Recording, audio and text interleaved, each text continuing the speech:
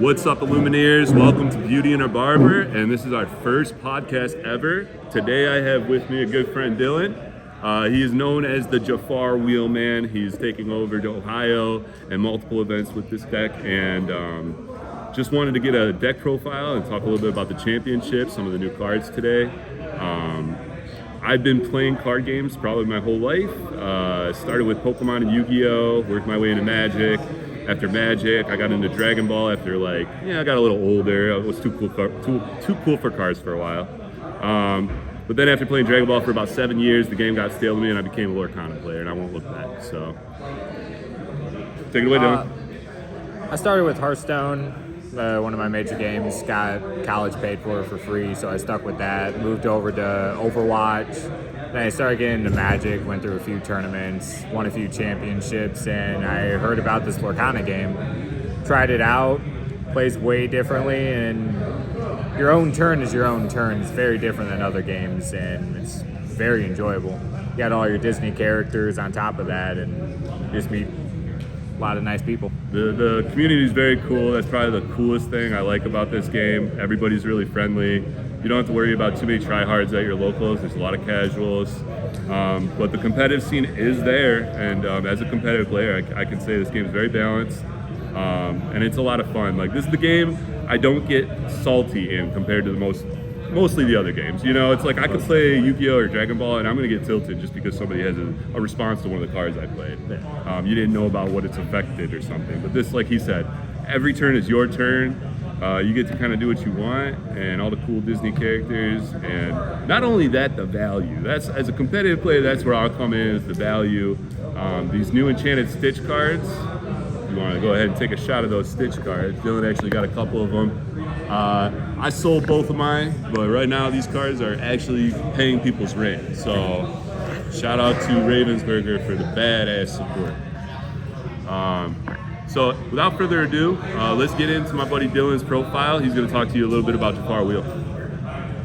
So to get started, you have your Robin Hood, your Captain Hooks, you got your Smee.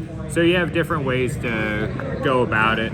You go Robin Hood, Blue Fairy, shift into bigger Robin Hood, depending on your control matchups. Control matchups, you're going to want to do this line because they're too slow, they can't take it out. While your aggressive matchups, you want to go Captain Hook, Smee. Smee doesn't take any damage when you have Captain Hook on the field. Then just the one-up Baboom, talking about going up to 3 just for the aerial song matchups, taking out Cinderella. But it's not really a big issue. I only went 2 Jafars just because the 2 Fortitude. Everything kills it, so it doesn't stick around long. It's more of a late game shift into big Jafar. The smashes help against the aerials, the Ursulas. You also need card draw. I went with 3 rather than 4 because I feel like it clogs and you don't really have many singers. You got Tinkerbell, which is the main singer, and you have her in here as a 3-drop, so you can shift into Tink to get off Blue Fairy.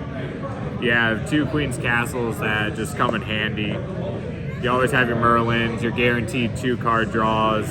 The Beasts help out lure the Tremaines and Madame Medusas. People were taking the Beast out, so how do you feel about that when people say that the Beast isn't a good card anymore? So people just say that because in most decks, they don't have bigger threats than the Beast. The Beast and the Robins come out to take out the removal so you're able to shift your Jafar. And once they run out of removal, you shift Jafar, most likely have at least one of these out, Yzma, to double wheel, because by that time you're going to have 6 lore. All you have to do is double wheel. So would you say this is a deck that says if you have it, you have it, but you got to answer me type thing? Yeah, I would say that your opponent's answering you rather than you answering them. Unless you're playing an Emerald Steel, it goes back and forth, you have to answer theirs. You're most likely going to start with Tinks in those matchups, just so you can start pinging. You always want your damage against Aerial Song, and only having 2 grabs, because going up to 3 or 4, you're going to brick with them. And most matchups, you're playing control, you're either playing red-blue or you're playing red-purple, and these cards just do nothing for you at that point. 100%. You always need the 4 whole new worlds for the combo, of course, and the Zeus is just for mirror matches, you're able to take out Beast, or you're able to play Tink, Sting to take out their opposing Robin Hoods. The Yzma is really nice when you combo it with Merlin and Blue Fairy, able to draw 4, gain 4 off Jafar. Broken. You always have to have the Rises. The Rises will take out your McDuck Manors or your Queen's Castles, and you only need 2 because you're going to be wheeling, you're going to find them. If you play more, they're just going to be ink, and you'd rather have a different card to play. So I took this deck actually after Dylan won an event with it, and I went 6-0 with it. But I want Dylan to kind of explain, like, why do you think people aren't topping as much with Jafar? Why do you think that people say this is a quote-unquote bad deck? So the reason people aren't topping with Jafar is because they're so focused on only doing the Jafar combo, they're missing out on everything else this deck is supposed to do.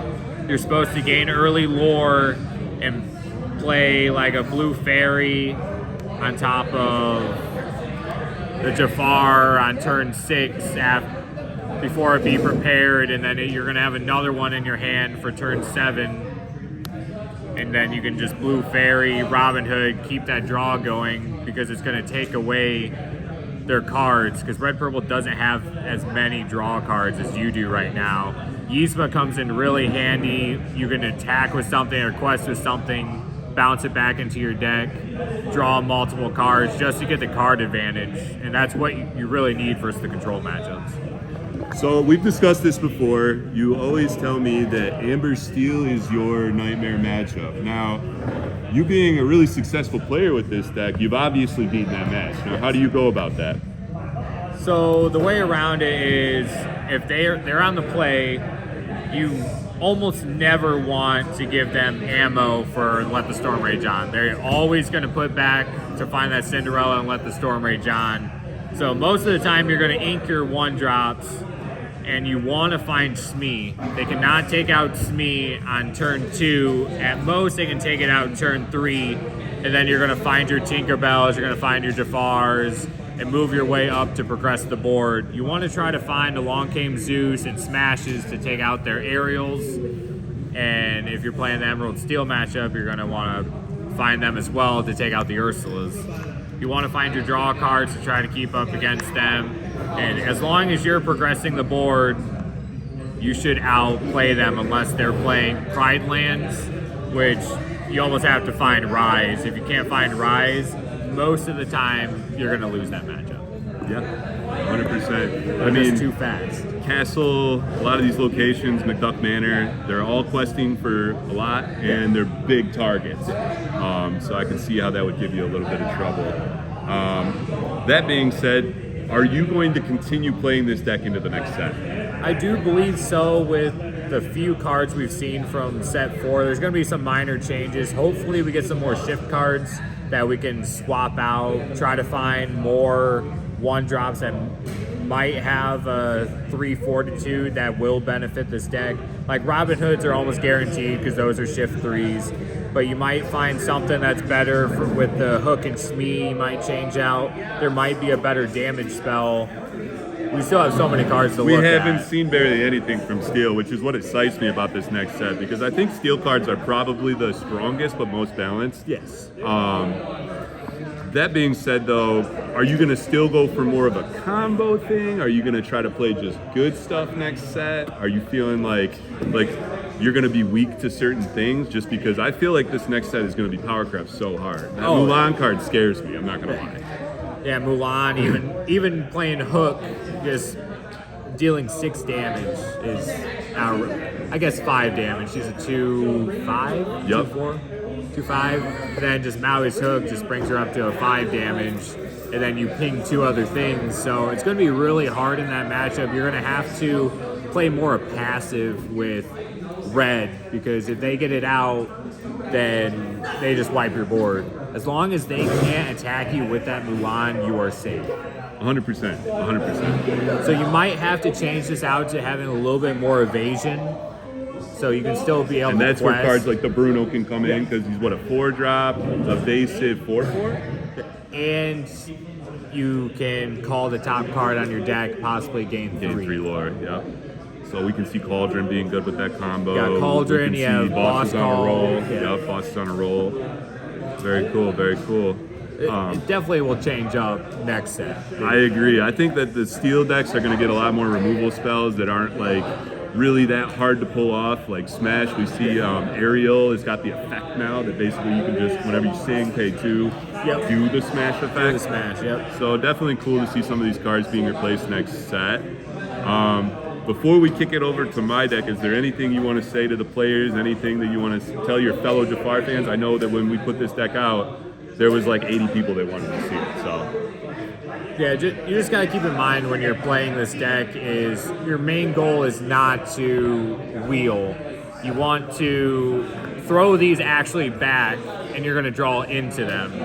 You want to get your main board started. You always want to try to at least find one blue fairy to progress your board and draw into them, because in a lot of matchups, like the Amber matchups or the Emerald matchups, they're gonna take out your whole new worlds, and then that just messes your entire whole, gameplay. yeah. And then you actually have to focus on your main board. That's why we have bigger defenses and multiple shift characters so we can stay on top of the removal. Awesome. Well, all right. That being said, that is Jafar Steel Wheel, and Dylan is the creator and master of that deck, so watch out for him next set. He's coming for you guys. So now let's get into the other deck profile we got today, and this will be my famous red-purple deck. I've been playing this deck since the very first set. Coming from a multitude of card games, I just kind of read these cards and said, wow, there's a lot of value in this, and I just like things that have a lot of value. If the card draws a card, if it blows something up, it's going to do that every single time without any combo, without any pieces needed for it. So that's kind of how I like to work. I'm a control player, so I like to just stick to the guns, try to keep my opponents from doing what they need to do, stall the game as much as possible. I won a championship, top 4'd another, top 8'd a 2K, the same one he won, and I got 11th place at the 1K that he top 8'd. And that's actually where I met him, so, but let's get into it. We got 4 of the Chernobog followers. This card was Olaf, but I ended up putting it back out because I see green coming back into the meta. Any type of card that's going to give you one more card deeper.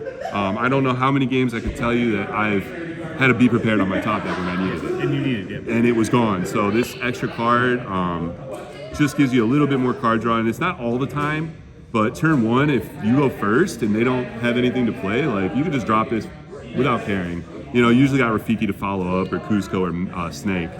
So yeah, definitely love this card. It is 2/1, so it's a little weaker to steal, which was kind of like, I didn't want to run it at first, but I feel like the steal match isn't that hard as long as they don't see a perfect hand. And most of the time, they're just going to let you draw that card because they're not going to waste a removal card on the 2/1 tournament.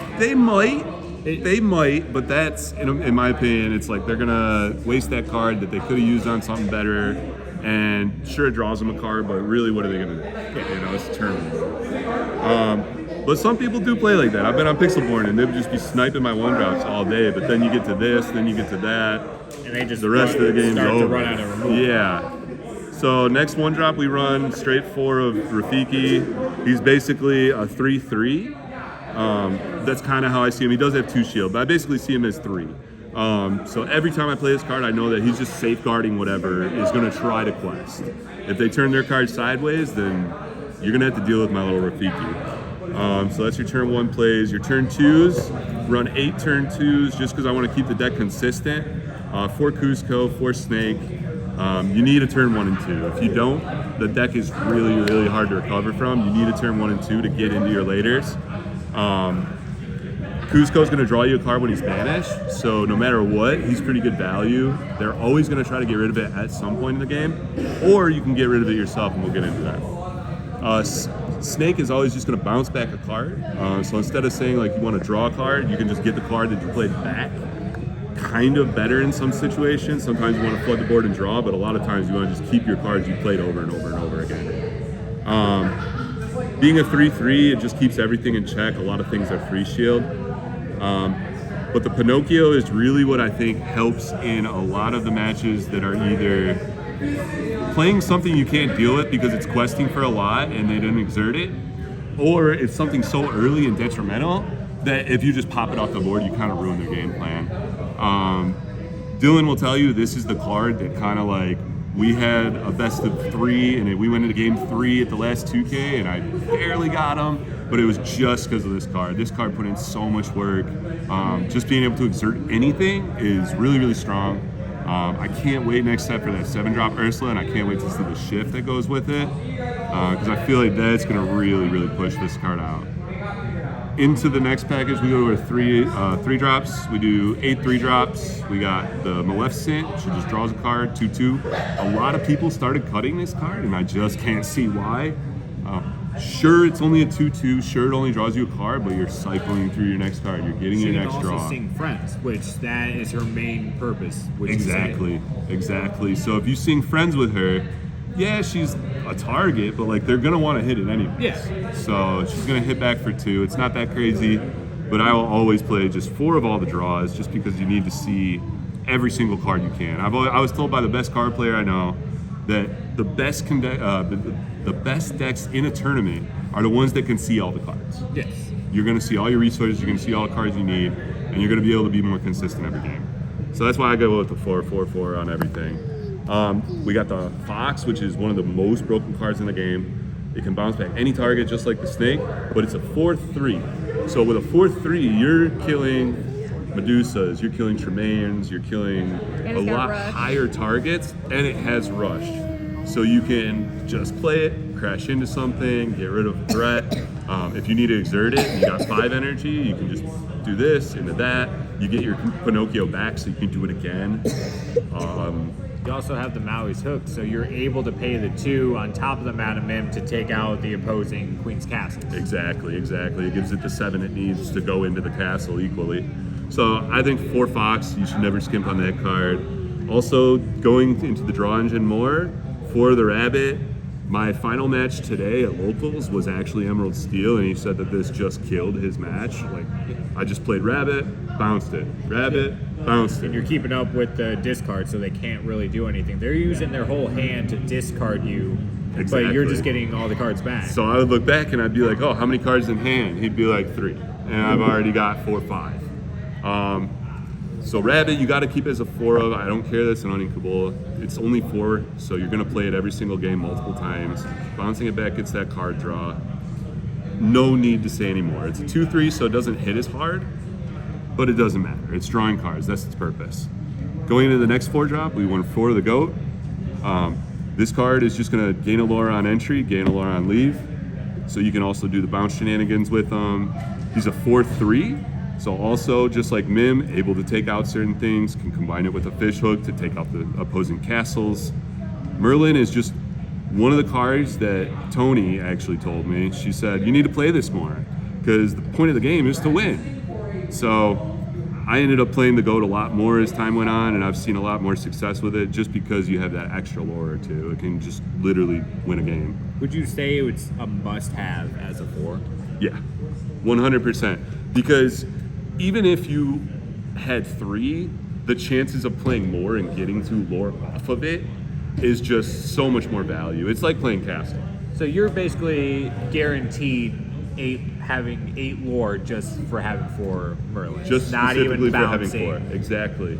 And like I said, you can bounce it back. That's going to give you 5 goats. Yeah. You know, when it goes to the drop, okay, I don't care. I gain a lore from it. There's no reason that you shouldn't play 4 of these. 100%. So going into the 5 drops now, we got Maui. Maui's just going to be a staple for red until we find a better card to replace him. 6/5, takes out pretty much anything. The best part with Maui is I run 2 of the fish hook, so you can combo him and use this for free, giving anything evasive or +3. He can give himself +3 to equal out and take out manners. Him on himself can't take out a castle, but any other card plus him or fish hook will. So Maui's just really good. The fact that you can get him back with any of these cards, you can just keep replaying it, constant removal. So 4 of that guy, wouldn't skimp it. And he's got Rush and Reckless, so he's not gaining lore, but he's killing things. And he could sing. And he can sing, exactly. So you can use him for multiple things. I love that he can just give things free. So like you want to give something else evasive, you can always use his fish hook for free to give something else something. So yeah, Maui's a great card. Nobody will ever take it out of 4 of. Next, I go into the 3/3 line. These are like my higher end removal cards. The Medusa and the Tremaine, to me, have to be at 3/3 until we get better removal. Because in most situations, I find myself saying, okay, especially if I'm playing against green, I'm top deck. Yeah. And I don't know how many games I've top decked and said, well, here's a Tremaine. And you're stuck at Even 5. today, you were watching my game. Yep. Top deck Tremaine. What was the next card? Be prepared. Next card, Medusa. Like, you just keep drawing these cards. It's just like, okay, my opponent can't play the game still. So I have to play a lot more than 2/2. People who play 2/2, I think it's just wrong. You need to see the most removal. If they play Minnie Mouse, you don't have an answer for it. This is an answer. Tremaine, you can also do a really cool thing where if you have Tremaine out already, you can shift for 4. And bounce them both. And then, you can take this or the snake and get both back in hand. So a lot of people, they didn't even know that you could do that. I would be at these championships and I remember there was one turn, the guy played out Ariel Benja. And he thought he was safe. And I'm just like, okay, I got 10. Tremaine. And he's like, you can do that? I said, yeah. A lot of people didn't, which is really surprising. As long as it has that very first name, you can shift on it. Exactly. And next set, we get to see even more nutty shifts. I'm seeing these cards that say discard a card to shift. Yeah, for which free, is crazy. Which is wild. So I'm really excited to see what we get next set. That's going to be very power crept from what I've seen. So now let's get into the spells, songs, and anything that's not a character. This is all the stuff that you don't want to play against yellow because they'll take it early. Green, they'll try to take all your songs early. So I try to mulligan outside of all that unless I need like a Teeth and Ambitions, or if I need a Friends, or if I need a Castle. Castle you usually want to keep if you're going first. But for most matches, if I'm playing green, don't keep any of your songs. If I'm playing into the mirror, I like to keep all my draw cards. If I'm playing into any aggro decks, I like to keep Teeth and Ambition or Pinocchio. If I'm playing into control decks, I like to draw Castle early, maybe get the Fish Hook live. So there's just a lot of different combos that you can do with your toolbox over here. And that's why I think I like Red Purple the most, because you're able to play such a solid engine that works no matter what, but all these cards can shift. So like as time goes on, we're gonna see this package probably move in and out more so than a lot of this, because this is just what keeps the consistency. Your top ends are just gonna be whatever card comes out best. And maybe in the next set, you might end up going down to 2 Be Prepareds. If you 100%. have that early game removal, you're never going to need the Be Prepareds. You might not even need more than 2, you're right, because next set we get that 4 cost song that's just basically Tremaine's effect. And Merlin Rabbit can also sing it. You got Go, Which is wild. When I saw that card this morning, I'm not gonna lie, I was like, oh my god, I really like that card. Being a 4 cost just helps so much. As a control player, goes. I was just so happy to see that card. It makes it so you don't have to worry about the aggro matches as much. Brawl is also a really cool card that I saw that I'm like, wow, as a control player, I really like it. It's inkable.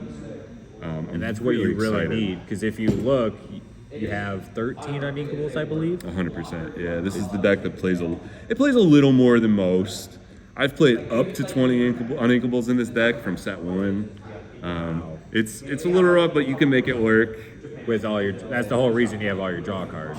We played 2 Elsa, 3 Ursula, all the Be Prepareds, all those different uninkables on top of the rabbit. So I think this deck is just going to continue to evolve. My thoughts going into next set, it just gets better. This deck just looks like it's going to overperform even more. We get Mulan, which is a 6-drop. I think Mulan is just going to be one of those cards that you play on them and you're gonna hear the sigh. Yeah. Because if they don't have the answer, much like your Jafar, they're not playing the game.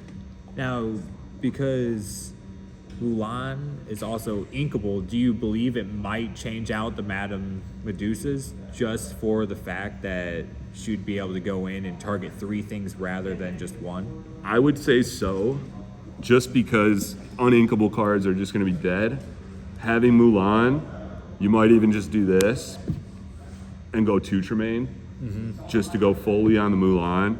Because you need the Tremaines for the mirror matches, because then it's a game of chicken when you play Be Prepared. So then if you look at next set, you could take 2 of these. These would basically just be more Tremaines. You got your board wipes. And then Mulan's just going to do the rest of the work. Yeah. Mulan and Maui are just going to clean board. This is just going to be replaced by other things. So, what's that? Stop looking at your deck. Is it still going? Yeah. Okay. So anyways, that's the decks that we got for you guys today. Unfortunately, we don't have much more time, but this is the first podcast of many, and I can't wait to see where the journey goes. And thanks for being here, Dylan. Yeah, no Appreciate problem. it. Thank you for inviting me. Awesome. See you guys next time.